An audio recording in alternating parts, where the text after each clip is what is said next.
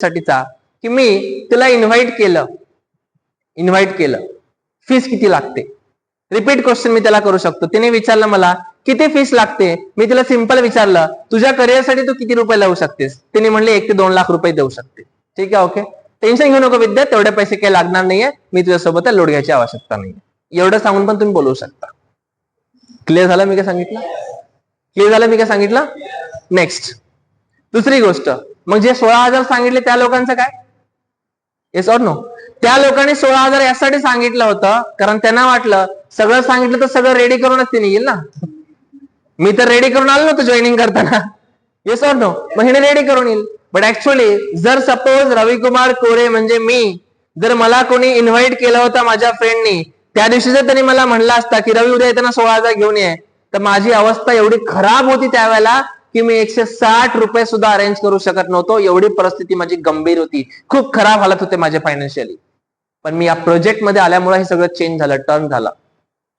त्या दिवशी मी प्रोजेक्ट बघितल्यानंतर पैसे अरेंजमेंटचं डिसिजन घेतलं. तशाच प्रकारे तुमचे मित्र 16,000 बघून येणार नाहीयेत. या प्रोजेक्टची क्वालिटी, या प्रोजेक्ट मधून मिळणारे अपॉर्च्युनिटी, त्यात होणारे अचिव्हमेंट, हे सगळं बघून मग ते लोक पैसे अरेंजमेंट करायचं डिसिजन घेतील. त्यामुळे तुम्ही त्याला 16,000 सांगायची गरज नाहीये. कळालं की नाही कळालं?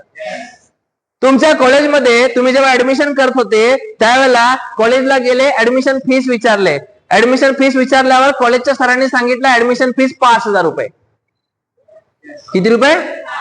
5,000 आज भरले, कॉलेजला ऍडमिशन झाली, तुम्ही खुश, मस्तपैकी कॉलेज झालं. दुसऱ्या दिवशी गेल्याबरोबर कॉलेजच्या सरांनी म्हणले हे युनिफॉर्म कॉलेजचं, असलं युनिफॉर्म तुझं पण पाहिजे. आता फ्री मध्ये का पैसे द्यावे लागतात? आवाज नाही भेटला. नेक्स्ट थिंग, तिसऱ्या दिवशी सांगितले तुमचं प्रॅक्टिकल उद्यापासून सुरू होणार आहे, 2 दिवसानंतर सोमवार पासून. हे प्रॅक्टिकलचे ऍपरेटस आहे, जाऊन घेऊन यावं लागेल. फ्री मध्ये का पैसे द्यावं लागेल? मग तेव्हा कोणी म्हणलं का किती पैसे लागत आहे, असं का तसं का? कारण त्यांनी अपॉर्च्युनिटी बघत गेला, समोर मला काय काय मिळत आहे हे बघत गेला, त्याच्यानंतर त्यांनी ते पैसे खर्च करायचा निर्णय घेतले. Yes or no? आणि असं किती रुपये खर्च केले बाळांनो आजपर्यंत आपण? लाखो रुपये. Yes or no? Next thing, त्याच्यानंतर पण कोणी करिअरची गॅरंटी वॉरंटी कोणी पण देत नाही आहे. पण स्मार्ट व्हॅली बरोबर व्यवस्थित जर केलं असेल तर आज आपण एज्युकेशनसाठी आलो आहोत, सोबत सोबत आपल्याला इन्कमची अपॉर्च्युनिटी स्मार्ट व्हॅल्यू इमिजिएटली देत आहे. Yes or no? Yes or no? चलो, so put a question with a question, never try to answer the question. तिने विचारलं दादा टाइम किती लागेल? तुम्ही सांगून दिला त्याला 2-3 तास लागतंय. अरे बापरे, एवढा वेळ आमच्या घरचे सोडत नाही, मला नको यायचं, कॅन्सल. तुम्ही तिला विचारा तुझं चांगला करिअर बनणार असेल तर करिअरसाठी तू किती वेळ देऊ शकते? 5-6 तास देऊ शकते. विद्या टेन्शन घेऊ नको, 5-6 तास लागणार नाही, बट 2 तास सरांच्या डिस्कशनला लागेल आणि 1 तास तुझ्या मनातले काही डाऊट क्वेरी असतील ते डिस्कस करायला लागेल. असे 2 ते 3 तास लागेल. बस झालं. हे झाल्यानंतर ना बघितलं, आता मला एक गोष्ट शेवटी सांगायचं आहे. विद्या तू एवढं टेन्शन घेऊ नको, मी तुझ्या सोबत असणारच आहे त्या ठिकाणी येण्यासाठी. फक्त एक लक्षात ठेव की हे अपॉर्च्युनिटी एक जबरदस्त अपॉर्च्युनिटी आहे, माइंड ब्लोईंग अपॉर्च्युनिटी आहे. तुझं करिअर चेंज करू शकतंय, तुझं लाईफ चेंज करू शकतंय, अशी दी बेस्ट अपॉर्च्युनिटी आहे जे मी तुला उद्या देण्यासाठी जात आहे. ठीक आहे, ओके, चलो, बेस्ट ऑफ लक विद्या, असं बोलून आपण इन्व्हिटेशन कंप्लीट करू शकतो.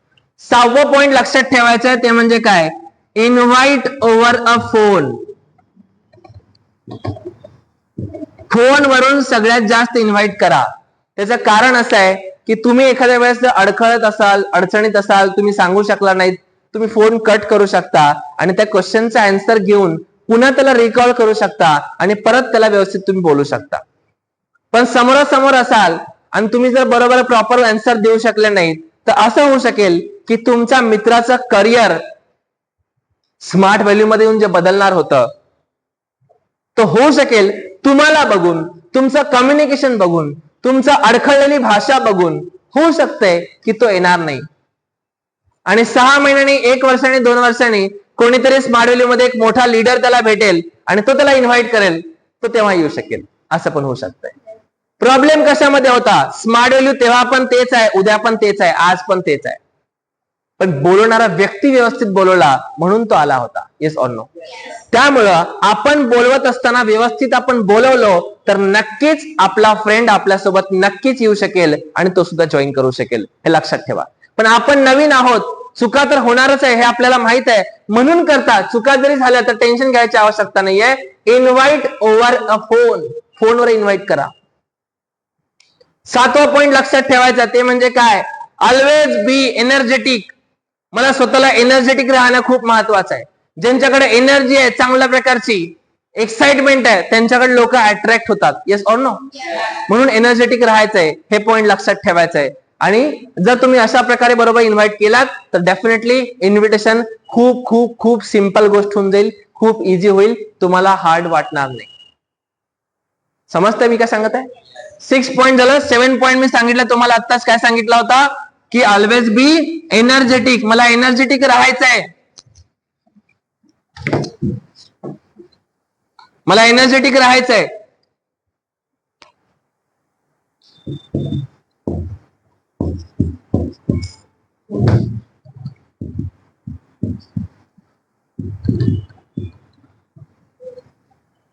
आठवा पॉइंट,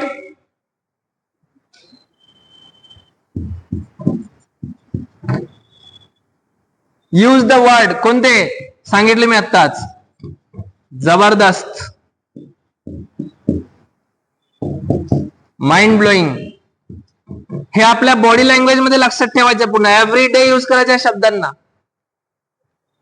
मी विचारलं, विद्या कशी आहे तू? जबरदस्त. समजलं की नाही समजलं?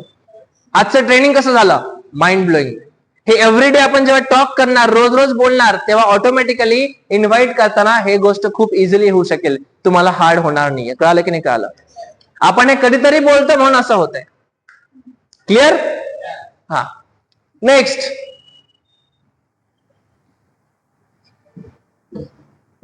नववा पॉइंट लक्षात ठेवायचा आहे, लॉ ऑफ ऍव्हरेज. जेव्हा आपण 10 लोकांना कॉल करू, 10 लोकांना कॉल करू, त्यावेळेला लक्षात ठेवा 4 ते 5 लोक इन्व्हाइट होतील. 4 ते 5 लोक इन्व्हाइट झाले तर 1 ते 2 लोक जॉईन करू शकतील. हे लक्षात ठेवा. एकच जॉईन करणार लॉ ऑफ ऍव्हरेज नुसार, एकच पर्सन जॉईन करेल. हे लॉ ऑफ ऍव्हरेज लक्षात ठेवायचं आपण सर्वांनी. माझी अपेक्षा काय असते, मी या फ्रेंडला इन्व्हाइट केलं, त्यांनी आल्याबरोबर प्रेझेंटेशन ऐकलं की जॉईन करायला पाहिजे, असं होणार नाही. लक्षात घ्या. तुम्ही 10 लोकांना कॉल केले तर 5 लोक येतील, 5 लोक आले, प्रेझेंटेशन ऐकले, त्यातला 1 जण जॉईन करेल, बाकी 4 करणार नाही. Is it clear? काही लोकांच्या मनात प्रश्न येतो, सर मग बिझनेस मोठा कसा होईल? बिझनेस मोठा कसा होईल? जेव्हा मी 10 लोकांना कॉल केले, 5 लोक आले, 1 जण जॉईन केला, काही दिवसानंतर ना पुन्हा मी 10 लोकांना करेल आणि इथं पण 5 लोक येतील आणि पुन्हा 1 जॉईन करेल. पण लक्षात ठेवा, जो माझ्यासोबत 1 जॉईन केलेला आहे तो पण तर 10 लोकांना कॉल करेल भविष्यामध्ये. त्यांनी पण तर 4-5 लोक त्यांच्या पण तर बसतील आणि त्यांच्या पण तर जॉईनिंग येतील. मग ह्या जॉईनिंगचा फायदा पण कोणाला मिळत आहे? मला भेटत आहे. आणि मी जे काम करताय त्याचा पण फायदा कोणाला भेटत आहे? मला भेटत आहे. म्हणून आपला बिझनेस वाढणार आहे. कळालं की नाही कळालं? समजलं की नाही समजलं? सो अशा प्रकारे हा बिझनेस होत जाईल. That is called law of average. हे लक्षात ठेवून आपल्याला इन्व्हाइट करायचं आहे. सुरुवातीचे 21 इन्व्हिटेशन होईपर्यंत एकाच दिवशी 10, 15, 20 कॉल करू नका. सुरुवातीला 2-3 इन्व्हाइट करत चला. प्रॅक्टिस करत करत करत करत जेव्हा कॉन्फिडन्स वाढला त्यावेळेला मग तुम्ही त्यांना असं नंबर वाढवून करू शकता. Is it clear? Is it clear? असं आपण करू शकतो आणि इन्व्हिटेशनला धमाकेदार प्रकारे करून आपला स्किल इन्व्हिटेशन मधला इम्प्रूव्ह करू शकतो. माय डिअर फ्रेंड, मी असा व्यक्ती होतो, तुम्हाला मी सांगतो माझी स्टोरी. मी असा व्यक्ती होतो ज्याच्या लिस्ट बिल्डिंग मधले सुरुवातीचे 70 ते 80 लोकांना मी कॉल केलं होतो. एकही व्यक्ती माझा प्रेझेंटेशन ऐकायला आला नव्हता. सरांनी ट्रेनिंग मध्ये काय सांगितलंय, ह्या दोन्ही मध्ये काय फरक आहे हे मी चेक केला. मला माझ्या चुका समजल्या. जसं आज तुम्हाला काही लोकांना चुका समजल्या असतील. किती लोकांना चुका समजल्या आज? हात वर करा. माय गॉड, एवढा कॉल, एकही प्रेझेंटेशन ऐकायला कोणी आला नव्हता. आणि आज या सिस्टम मधनं मोर दॅन करोड रुपये इन्कम या ट्रेनिंग मुळे झालेला आहे. म्हणून या ट्रेनिंगला सगळ्यात जास्त व्हॅल्यू द्या. या ट्रेनिंगला सगळ्यात जास्त रिपिटेशन करा. या ट्रेनिंगला घरात बसून सगळ्यात जास्त स्टडी करा. एव्हरी डे तुम्ही कोणते गाणे ऐकत असाल त्याला रिप्लेस करा. हे ट्रेनिंग बघा. Is it clear? Every day रोज इन्व्हिटेशन किती पण करा. पण तर 9 पॉइंट आपण लक्षात घेतले आतापर्यंत. Yes no? 10th पॉइंट हा सगळ्यात महत्वाचा पॉइंट आहे. हा सगळ्यात पहिले मला सांगायचा असतो, पण मी आज शेवटी सांगतोय. त्याचं कारण आहे, शेवटचं जरा लक्षात राहतं, पहिलं लक्षात राहत आहे, मधलं काही लक्षात राहत नाही काही लोकांना. Yes or no?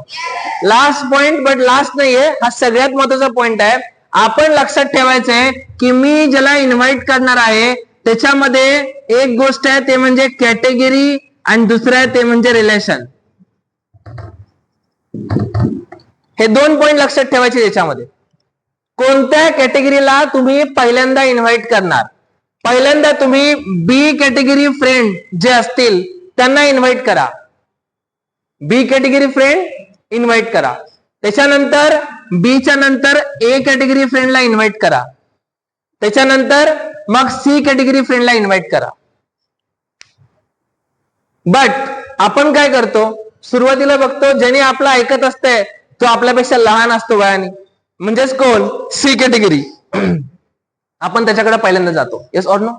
Next thing, का? तो माझा ऐकतोय सगळं बोललेलं म्हणून साठी आपण त्याच्याकडे जातो. पण लक्षात घ्या एक गोष्ट, आपण ऑलवेज गोष्ट लक्षात ठेवायला पाहिजे, आपली फायटिंग बरोबरीच्या सोबतच्या माणसासोबत व्हायला पाहिजे, तेव्हा मजा येते. Yes or no? त्यामुळं बी कॅटेगरी म्हणजे आपलं समान असलेल्या व्यक्तीला तुम्ही पहिल्यांदा इन्व्हाइट करा. ते सर्व ग्रुप संपू द्या, त्याच्यानंतर ए कॅटेगरीकडे तुम्ही फोकस करा. का बरं? ए कॅटेगरीचे लोक तुमच्या सोबत तेव्हा जॉईन करतील ज्या वेळेला तुमच्याकडे काहीतरी अचिव्हमेंट त्यांना दिसेल. माझे काही फ्रेंड माझ्यापेक्षा वयाने मोठे होते, 5, 6, 7 वर्षांनी मोठे आहेत ते. त्यांनी या बिझनेसमध्ये इमिजिएटली नाही आले, पण मी ज्या वेळेला या सिस्टम मध्ये या बिझनेसमध्ये काम करून 7 महिने काम केलो, 19च्या एज मध्ये 7 महिन्यात पहिली 4 व्हीलर मी परचेस केली होती. हे बघितल्यानंतर त्या लोकांना एक रिअलाइज झालं की आम्ही तर नोकरी करतोय, 3 वर्ष झाले, 4 वर्ष झाले नोकरी करतोय, तरी पण आमच्याकडे हे शक्य नाही झालं, आणि हे इथं कसं काय शक्य आहे? हे अचिव्हमेंट बघितल्यावर त्यांनी सुद्धा या सिस्टम मध्ये आले.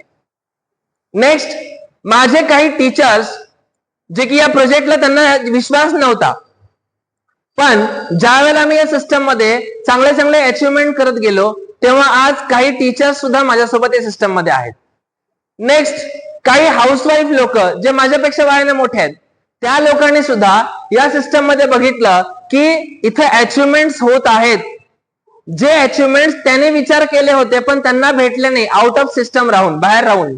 पण स्मार्ट व्हॅल्यू मध्ये आल्यानंतर एक 19 वर्षाचा मुलगा, 20 वर्षाचा मुलगा, 21 वर्षाचा मुलगा हे सर्व करू शकत आहे, हे दिसल्यावर हे ए कॅटेगरीचे लोक जॉईन केले. बी कॅटेगरी कोण आहे? तुमच्या समान एजचे लोक आहेत, मग ते तुम्हाला इझिली लवकर लवकर जॉईन करू शकतील. आणि जॉईनिंग झाल्यानंतर बी कॅटेगरीची टीम तुमची बनल्यानंतर तुमच्याकडं इन्कमचा प्रूफ आहे. एज्युकेशन तुम्ही केलेलं असाल तर एज्युकेशनचं सर्टिफिकेट पूर्ण तुमच्याकडे हा एक प्रूफ आहे. म्हणजे तुम्ही लोकांना ए कॅटेगरीचे दाखवू शकता, हे बघा आम्ही एज्युकेशन केलं, हे बघा हे सर्टिफिकेशन, हे बघा मी इथे वेबसाईट डेव्हलपमेंट करून वेबसाईट तयार केली, जसं विद्यार्थी आज दाखवते. काही लोक मला ते युट्यूब मध्ये एआयच्या माध्यमातून व्हिडिओ कसं बनवला, व्हिडिओ एडिटिंग कसं केलं हे दाखवतात. हे स्किल दाखवल्यानंतर हा इम्प्रेशन ए कॅटेगरी लोकांसाठी चांगल्या प्रकारचा इफेक्टिव्ह ठरतो. काही लोक नोनी ज्यूस वापरले असतील, त्यांच्या घरात रिझल्ट आला असेल, शुगर कमी कंट्रोल झालं असेल, बीपीचं कंट्रोल झालं असेल, गुडघेदुखी कमी झालं असेल, हे रिझल्ट बघून ते ए कॅटेगरी लोक जॉईन करतात. तुम्ही आता नवीन जॉईन केलेले आहात, मला सांगा तुमच्याकडे हे सर्व रिझल्ट आत्ताच्या आत्ता आहेत का? ना इन्कमचा प्रूफ आहे, ना एज्युकेशनचा प्रूफ आहे, ना स्किल डेव्हलपमेंट प्रॉपर झालेली आहे. त्यामुळं हे लोक ए कॅटेगरी लोक पटकन तुमच्यासोबत येणार नाही. उलट न येता ते तुम्हाला जास्त भीती दाखवतील की तू हे असलं काय करत आहे. Yes or no? My dear friend, आजच्या डेट मध्ये डायरेक्ट सेलिंग हे प्रोफेशन आहे, लक्षात ठेवा.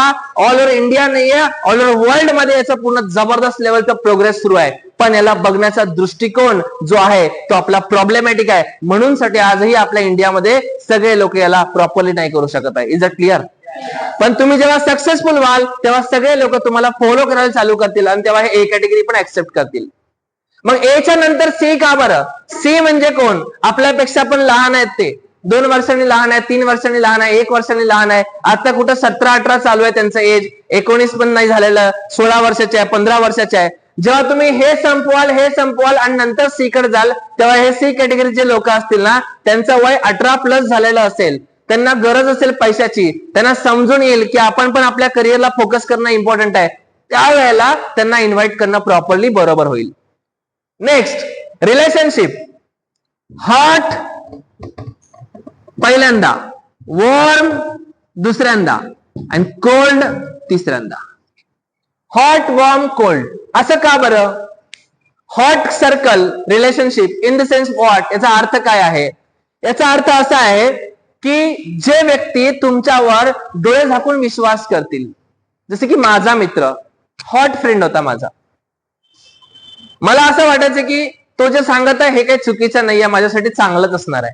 मग मी काही प्रश्न उत्तर त्याला जास्त केले नाही. 2-3 प्रश्न नॉर्मल जेवढे होते तेवढे विचारले आणि मी पटकन जॉईन झालो. का बरं? हॉट सर्कल होतं. नेक्स्ट, माझे पण अजून दुसरे काही फ्रेंड होते ज्यांना मी सुरुवातीला एकदम इन्व्हाइट केलं होतं. तो माझा क्लोज फ्रेंड होता. नेक्स्ट, त्याच्यानंतर वॉर्म फ्रेंड कडे मी गेलो. का बरं? सुरुवातीला कोणीतरी जो माझ्यावर विश्वास करणारा व्यक्ती होता तो जॉईन केला, त्याच्यामुळं माझा चेक आला होता. चेक हा इन्कमचा प्रूफ ठरला होता. वॉर्म कॅटेगरी म्हणजे कोण? ज्या लोकांना प्रूफची गरज आहे जॉईनिंग करण्यासाठी. कशाची गरज आहे? प्रूफची गरज आहे. हे बघ, हे सर्टिफिकेट दिसला का तुला? हे बघ, असं सर्टिफिकेट मिळतंय कोर्स केल्यानंतर ना, मग तो जॉईन करेल. हे बघ, नोणी पिऊन किती लोकांचं आरोग्य चांगलं झालेलं आहे, हा व्हिडिओ बघ. हे बघून ते लोक जॉईन करतील. नेक्स्ट, हे बघ, इथं बघ, यांचा पण चेक आलाय, यांचा पण चेक आलाय, त्यांचा पण चेक आलाय, त्यांचा पण चेक आलाय. ह्यानी 2 व्हीलर घेतलाय, ह्यानी 4 व्हीलर घेतलाय, मी पण माझं हे अचिव्हमेंट केलंय. हे कोण आहेत? Warm category. कोल्ड कॅटेगरी हे कोण आहेत? त्याला काय पण करा, त्याचं म्हणणं सरळ आहे, तू आधी कर मग मी येतो, त्याच्यानंतर बघूया, तोपर्यंत मी करणार नाही अजिबात. कळालं की नाही कळालं?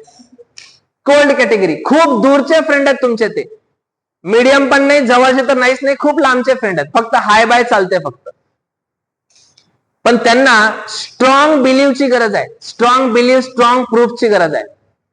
आणि ते तुम्हाला द्यायचं असेल तर त्याच्यावर तुम्ही नंतर लास्टला गेलात. हॉट फ्रेंड सर्कल तुमच्या सुरुवातीला जॉईन करेल, इन्कम होईल, अचिव्हमेंट होईल, सगळं होईल. वॉर्म फ्रेंड सर्कल साठी सपोर्ट मिळेल, दोन्ही मिळून टीम मोठी बनेल. जेव्हा टीम मोठी बनेल तेव्हा हे लोक ऑटोमॅटिकली तुमच्या क्लोज येतील. कसं काय? तुमचं स्टेटस बघून, फेसबुकचा फोटो बघून, इंस्टाग्रामचा व्हिडिओ बघून हे हळूहळू तुमच्या जवळ यायला चालू होतील आणि त्याच्यानंतर हे लोक जॉईन करतील. Is it clear? हा सगळ्यात महत्वाचा पॉइंट आहे, हे लक्षात ठेवा. आपण सगळ्यात जास्त कोणी सांगायची इच्छा आहे का की तुम्ही याच्यामध्ये कुठे चूक केली होती? कोण सांगा, एक जण उभारून कोणीतरी सांगा मला, कुठे चूक करतो आपण याच्यामध्ये, कॅटेगरीमध्ये, रिलेशनशिप मध्ये? यस, रिलेशनशिप मध्ये काय चूक करतो आपण? बोला. हा, पहिल्यांदा यांना सोडून देतो, यांच्या मागे लागतो. हे तर येणारच नव्हते, मग हे नाही आल्यानंतर आपला कॉन्फिडन्स वाढला का कमी झाला? ऑब्विसली कमी झाला. आणि कॉन्फिडन्स कमी झाल्यानंतर ना इन्कम जनरेट नाही झालं, त्याच्यानंतर तोपर्यंत हे सगळे लोक जाऊन यांना सांगतात. Yes or no? मग पूर्ण वातावरण विस्कळून टाकलं, जे बनणारं काम होतं ते बिघडून गेलं. Yes or no? Right or wrong? म्हणून साठी एक गोष्ट लक्षात ठेवायचं आहे की अशा प्रकारे आपल्याला स्टेप बाय स्टेप जायचंय. हळूहळू आपण जेव्हा जाऊ तेव्हा डेफिनेटली एक स्टेप बाय स्टेप केल्यानंतर ना सक्सेस चांगल्या प्रकारे आपल्याला मिळेल. ठीक आहे? Okay okay, best of luck.